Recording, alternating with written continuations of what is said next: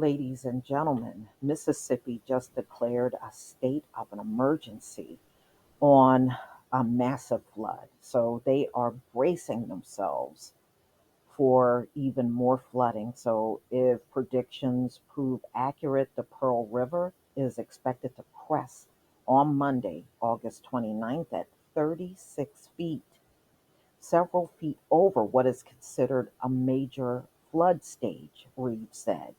This is 24 hours sooner than originally predicted. Usually, the flood stage is considered major at 26 feet, and they're at 36 feet. CNN reports.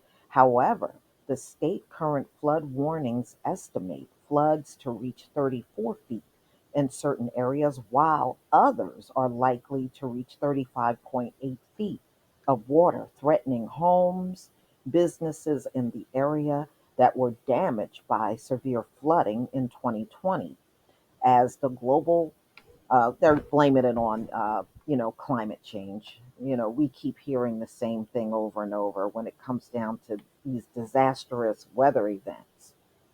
So if your home flooded in 2020, there is a high probability it will happen again, Reeves said. The governor added, I want to strongly encourage everyone to remain calm, be aware, but don't panic. I encourage individuals in the flood zone to be cautious, take appropriate precautions, and evacuate if necessary. Wow, you mean to tell me there are still people there and they haven't gotten out of there yet? Interesting. I don't know. I guess if it were me, I would probably hightail it out of there quickly without delay. I would get out of there. But I guess we're all different. So far, the state has deployed 126,000 sandbags and put search and rescue teams on standby. Additionally, Mississippi Emergency Management Agency has drones in the air to assess water levels along the Pearl River. The mayor of Mississippi, capital of Jackson, has urged residents in flood zones to pack enough belongings and get them through the evacuation that is several days long. He said law enforcement officers will increase patrols to protect property. Don't allow that to be an impediment for for you saving your life and saving the lives of other individuals in your home, Lumbumba said during a news conference Friday. So, it's just some of the residents talking. One, Suzanne Thames, who said that she was in a rental home in Jackson, and when the flood happened, it was filled with snakes in the floodwater. Wow. That's what happened to her in 2020, and she's about to be under another flood in her rental home. Thames said on Friday that she could actually see the water slowly approaching her porch. Wow. So she's getting ready for, to be inundated with a bunch of rain in the parts of Mississippi, other parts of the deep south. So some people have hired moving crews to get their furniture and appliances out of the house prior to the flooding.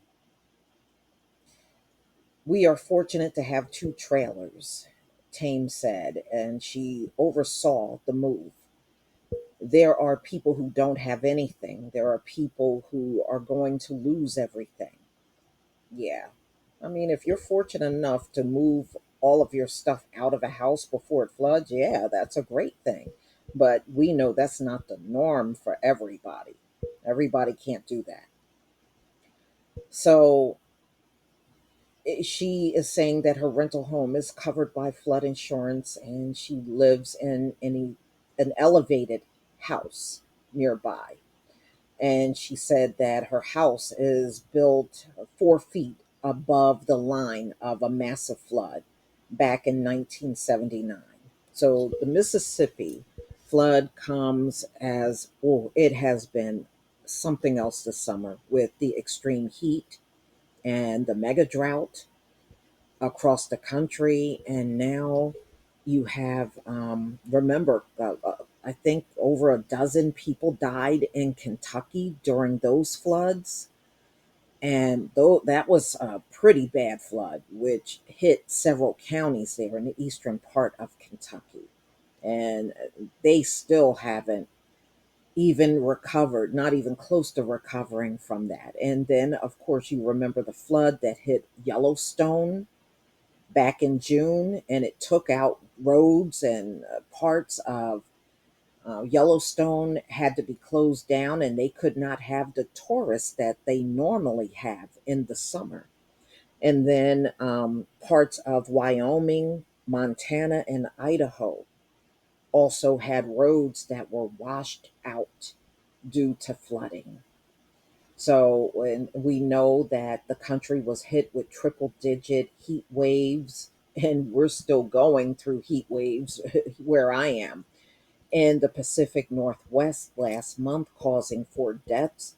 And of course, they're talking about climate change again and, the cause of all of this.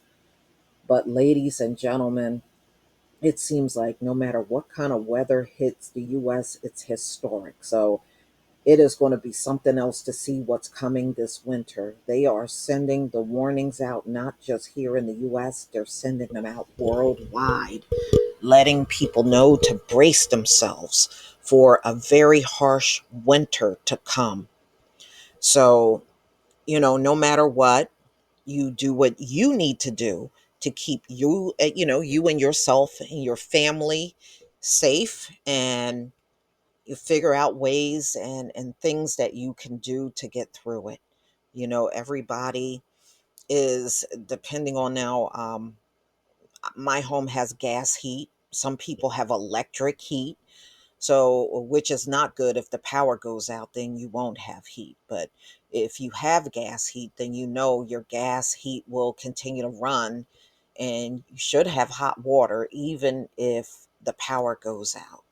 But I sure hope it don't resort to a lot of power outages. But I am paying close attention to the warnings that are going out. And I saw another article about a harsh upcoming winter, like the end of last week. I saw that article, and I saw plenty the weeks before that. So I would not be surprised. It just seems like everything has been record breaking this year, especially when it comes down to the weather. But y'all, please tell me what you think about this article. Please leave your comment and subscribe. Don't forget to hit on the notification bell, and I'll see you on the next video. Peace, family.